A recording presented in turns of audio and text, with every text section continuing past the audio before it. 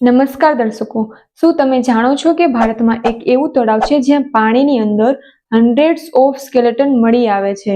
હા, આ કોઈ સ્ટોરી નથી, તે એક સંપૂર્ણપણે રિયલ મિસ્ટ્રી છે. તેનું નામ રૂપકુંડ તળાવ છે. હિમાલયમાં 16,000 ફીટની ઊંચાઈએ છુપાયેલું તળાવ, જેમાં 500થી વધુ માનવ હાડકાં મળી આવ્યા છે. 1942માં પહેલીવાર બ્રિટિશ પેટ્રોલિંગ અહીં પહોંચ્યું અને તેઓએ તળાવના કિનારે લાશો પથરાયેલી જોઈ. પછી ઇન્વેસ્ટિગેશન શરૂ થઈ અને ત્યારથી લઈને અત્યાર સુધી તેના વિશે ઘણી થિયરીઝ બની ચૂકી છે.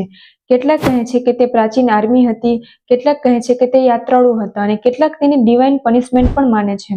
પરંતુ ડીએનએ ટેસ્ટ અને સાયન્ટિફિક સ્ટડીઝે દર્શાવ્યું છે કે આ લોકો 9th સેન્ચુરીના છે અને બધા જ એક જ પ્રકારની સડન ડેથથી મૃત્યુ પામ્યા હતા.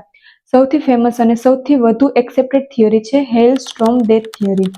સાયન્ટિસ્ટ કહે છે કે ક્રિકેટ બોલ જેટલા બરફના ગોળા તેમના સ્કલ પર પડ્યા અને આખું જૂથ એક જ મોમેન્ટમાં મૃત્યુ પામ્યું, જાણે આકાશમાંથી હુમલો થયો હોય. લગભગ બધા જ સ્કલ પર એક જ રાઉન્ડ ફ્રેક્ચર મળ્યું, જે ઉપરથી પડતા બરફના ગોળા જ બનાવી શકે છે. રૂપકુંડ એક નાનું તળાવ, પરંતુ સદીઓથી તે એક મહાન રહસ્ય ધરાવે છે. તેથી જ તેને કહેવામાં આવે છે the mystery lake of India. Hundreds of skeletons, same fractures, same timing, પણ વાસ્તવિક સ્ટોરી હજુ પણ અધૂરી છે. તો આવી જ અવનવી જાણકારી માટે જોતા રહો એસએ ન્યૂઝ ગુજરાત. ધન્યવાદ.